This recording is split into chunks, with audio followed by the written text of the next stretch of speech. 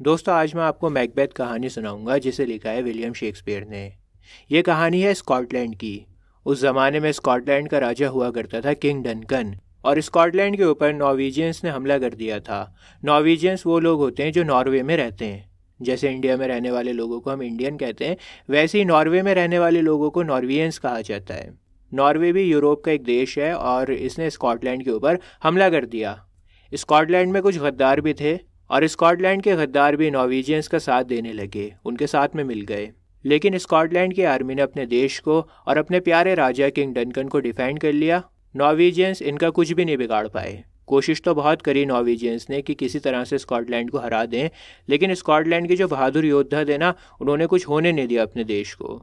सब कुछ बहुत अच्छी तरह से संभाल लिया, अपनी कंट्री को डिफेंड कर लिया। स्कॉटलैंड के बहादुर जवानों में से एक जवान था मैकबेथ। मैकबेथ बहुत ही बहादुर योद्धा था और इसे थेन ऑफ ग्लैम्स का टाइटल मिला हुआ था। थेन ऑफ ग्लैम्स एक टाइटल है जो मैकबेथ को मिला था और ये अकेला कई योद्धाओं के ऊपर भारी था। दोस्तों, लड़ाई के बाद जब मैकबेथ वापस आ रहा था तो इसके साथ में एक दोस्त भी था इसका, जिसका नाम था बैंको। बैंको और मैकबेथ दोनों साथ में वापस आ रहे थे लड़ाई करके, और रास्ते में आते हुए इन्हें 3 चुड़ैलें मिलती हैं और उन चुड़ैलों ने यह भविष्यवाणी करी कि मैकबेथ थेन ऑफ कॉर्डर बनेगा। थेन ऑफ कॉर्डर भी एक टाइटल है, पोजीशन है। तो पहली भविष्यवाणी करी कि थेन ऑफ कॉर्डर बनेगा मैकबेथ। दूसरी भविष्यवाणी करी कि मैकबेथ भी स्कॉटलैंड का राजा बनेगा।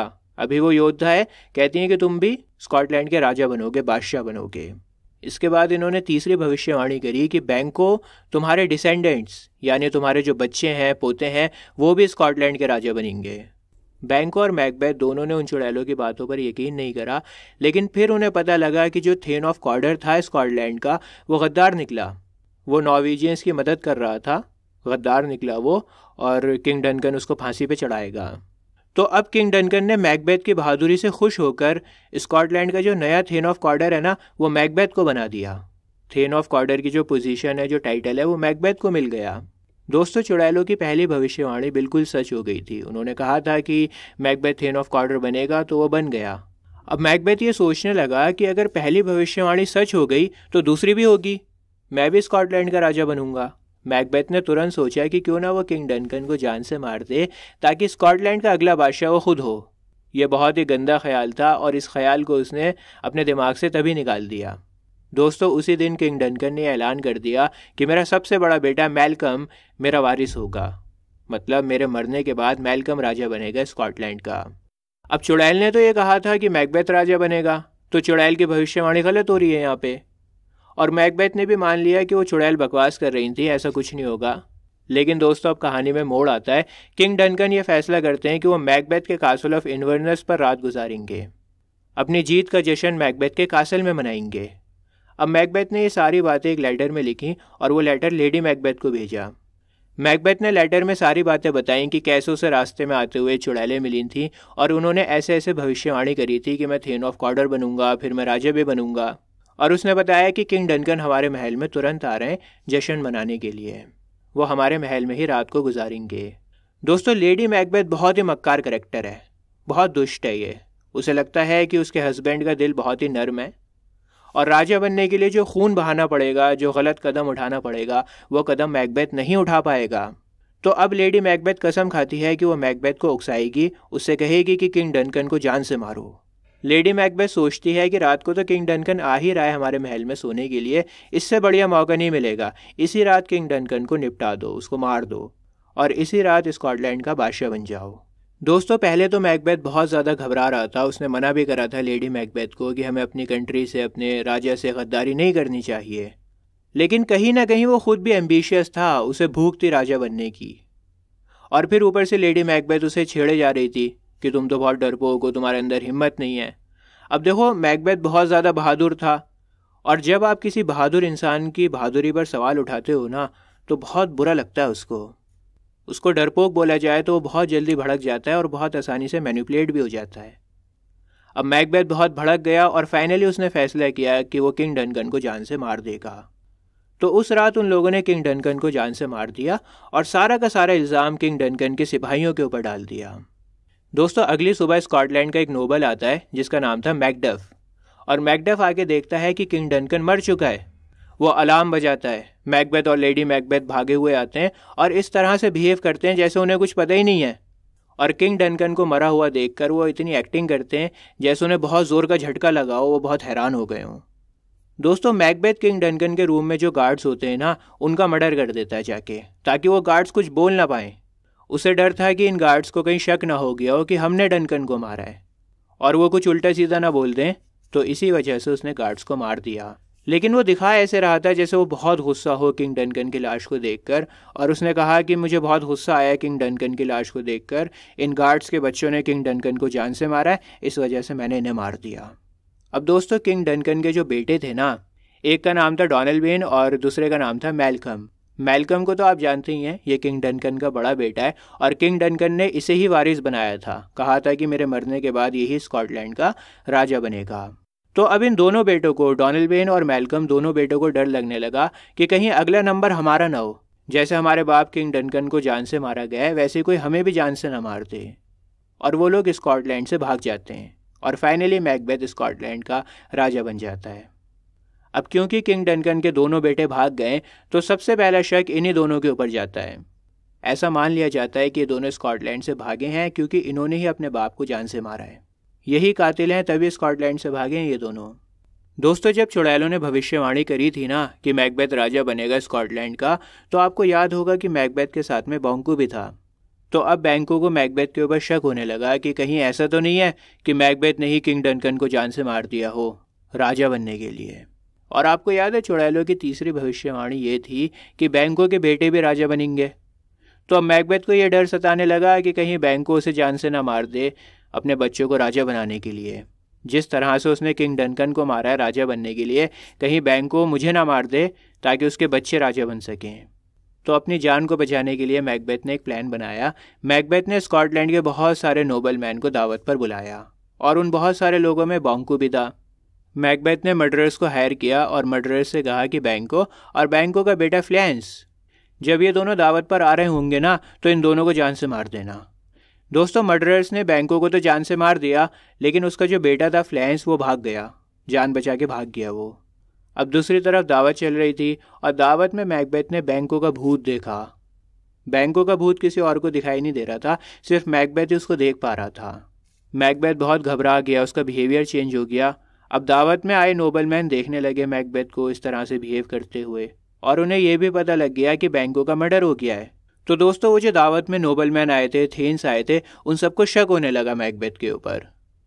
उन्हें शक हो गया कि कुछ ना कुछ तो गड़बड़ है, दाल में कुछ ना कुछ तो काला है, और वो सोचने लगे कि मैकबेथ एक तानाशाह है। अब दूसरी तरफ मैकडफ, जिसने सबसे पहले किंग डनकन को मरा हुआ देखा था, उसने साफ मना कर दिया कि मैं रॉयल कोर्ट में बिल्कुल नहीं आऊँगा। ये पहला बंदा था जिसने बगावत शुरू करी थी। इसने मना कर दिया कि मैं रॉयल कोर्ट में नहीं आऊँगा। और मैकडफ इंग्लैंड में चला जाता है, जहाँ पर वो किंग डनकन के सबसे बड़े बेटे मैल्कम से मिलता है। मैल्कम भी इंग्लैंड में ही होता है। और फिर मैकडफ और मैल्कम ये दोनों मिलकर आर्मी तैयार करते हैं मैकबेथ से लड़ने के लिए। ये दोनों अपनी आर्मी तैयार करेंगे मिलके, ताकि मैकबेथ का मुकाबला कर सकें।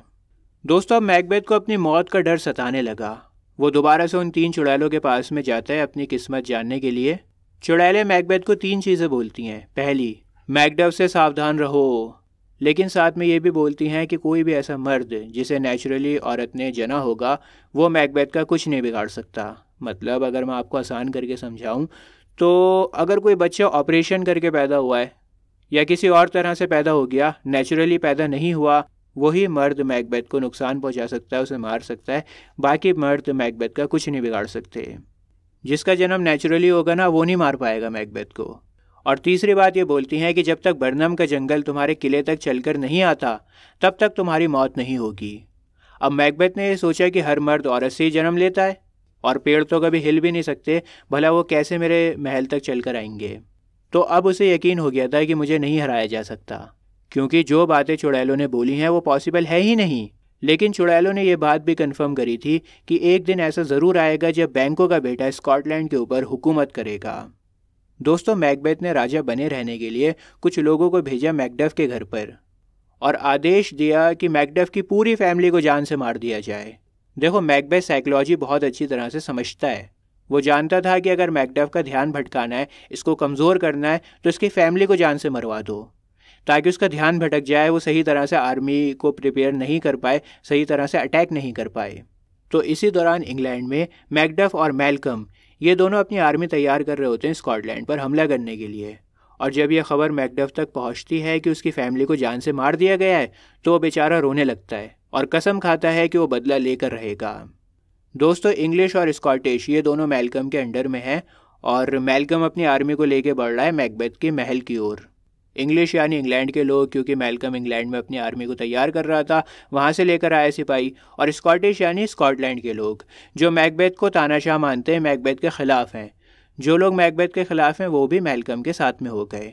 अब क्या होता है, लेडी मैकबेथ को एक बीमारी हो गई, वो नींद में चलने लगी। उसे पछतावा होने लगा, उसे लगने लगा कि उसने किंग डनकन का मर्डर करके ठीक नहीं करा और उसे अपने हाथ खून में संधे हुए लगने लगे। वो इमेजिन करने लगी कि मेरे हाथ खून में संधे हुए हैं और ये खून कभी धुलेगा ही नहीं। वो बार बार अपने हाथों को धोने लगी, वो पागल हो गई। दूसरी तरफ मैकबेथ भी पगला रहा था, बड़ा जालिम और बड़ा घमंडी हो गया था वो। इस वजह से उसके जो अपने लोग थे ना, उनमें से बहुत सारे लोग खफा हो गए, नाराज़ हो गए और वो लोग मैकबेथ को छोड़कर मैल्कम के साइड में हो गए। दोस्तों, बिरनैम जंगल में मैल्कम और उसके जनरल्स ने ऐसा सोचा कि क्यों ना हम अपने लोगों की तादाद छुपा लें, क्वांटिटी छुपा लें। तो उन्होंने क्या करा, एक प्लान बनाया कि हम बिरनैम जंगल के पेड़ों को काटना शुरू करेंगे और उन पेड़ों की शाखाओं को आगे कर लेंगे, ब्रांचेस को आगे कर लेंगे ताकि उनके नंबर्स छुप जाएं, पता न लग पाए कि कितने सारे लोग आ रहे हैं। छुपाना चाह रहे थे कि कितने सारे लोग उनके साथ में हैं। तो जब शाखाओं को काट काट कर अपने आगे रखना शुरू करा और बढ़ना शुरू करा मैकबेथ के महल की ओर, तो मानो पूरा बिरनैम जंगल मैकबेथ के महल की ओर आ रहा हो। आपको याद है ना, चुड़ैलों ने भविष्यवाणी करी थी कि तुम्हें तब तक कोई नुकसान नहीं पहुंचा पाएगा जब तक बिरनैम जंगल तुम्हारे महल की ओर ना आ जाए। तो इन्होंने पेड़ काट लिए अपनी तादाद, अपनी क्वांटिटी को छुपाने के लिए। शाखाओं को अपने आगे रखा, ब्रांचेस को आगे रखा और अब ये बढ़ते हुए आ रहे हैं मैकबेथ के महल की ओर। ऐसा लग रहा था कि पूरा बिरनैम जंगल मैकबेथ की ओर आ रहा है। दोस्तों, जब मैकबेथ घेराबंदी की तैयारी कर रहा था उसी दौरान लेडी मैकबेथ मर गई। शायद उसने आत्महत्या कर ली थी, लेकिन मैकबेथ को अब कौन जी रहा है कौन मर रहा है इससे कोई फर्क नहीं पड़ रहा था। मैकबेथ के महल के ऊपर हमला हो चुका था और मैल्कम की आर्मी ने बहुत जल्दी मैकबेथ के महल के ऊपर कब्जा कर लिया। लेकिन मैकबेथ अभी भी लड़ रहा था, उसने हार नहीं मानी। जो भी उसके रास्ते में आ रहा था उसे काट रहा था। लेकिन आखिर में जब मैकबेथ हार गया तो वो हंसने लगा। उसने कहा कि माँ के पेट से जना हुआ मुझे मार ही नहीं सकता। लेकिन मैकडफ कहता है कि मैंने तो अपनी माँ के पेट से जन्म ही नहीं लिया है, मुझे तो मेरी माँ का पेट फाड़ कर बाहर निकाला गया था। और फिर फाइनली मैकडफ ने मैकबेथ को जान से मार दिया और स्कॉटलैंड का राजा बना मैल्कम। और ये ड्रामा यहीं पर ख़त्म होता है। अब मुझे पता है कि बहुत सारे बच्चे कमेंट्स में पूछेंगे कि सर, चुड़ैलों की भविष्यवाणी तो ये थी कि बैंको का बेटा बनेगा राजा, तो फिर मैल्कम क्यों बना? देखो, इसके दो रीज़न्स हो सकते हैं, ऐसा कहीं पर मेंशन नहीं है लेकिन दो रीज़न्स पॉसिबल हैं। पहला रीज़न ये है, देखो चुड़ैलों का जो नेचर होता है ना, वो बड़ा शैतान होता है। वो लड़वाना चाहते हैं आपस में एक दूसरे को। तो हो सकता है उन्होंने शैतानी करी हो ऐसा बोल के कि बैंको का जो बेटा है वो राजा बनेगा। और दूसरा रीज़न ये हो सकता है कि शायद मैल्कम के बाद बैंको का बेटा राजा बने। फ्लैंस भाग गया था ना, शायद वो अपनी आर्मी लेकर आए, बाद में मैल्कम से लड़े और वो राजा बने स्कॉटलैंड का। लेकिन कहानी यहाँ पर ख़त्म हो जाती है। एक सस्पेंस आपके माइंड में छोड़ा है शेक्सपियर ने, ताकि आप सोचो कि बैंको का बेटा राजा क्यों नहीं बना। दोस्तों, अगर आपको बाकी इंपॉर्टेंट लिटरेचर देखना है तो अभी आपकी स्क्रीन के ऊपर एक प्लेलिस्ट आ रही है। इस प्लेलिस्ट के ऊपर आप क्लिक करो, आपको सारे इंपॉर्टेंट और फेमस लिटरेरी वर्क्स मिल जाएंगे एनिमेशन फॉर्म में और बहुत आसान लैंग्वेज में। मिलता हूँ आपसे किसी और वीडियो में। जय हिंद।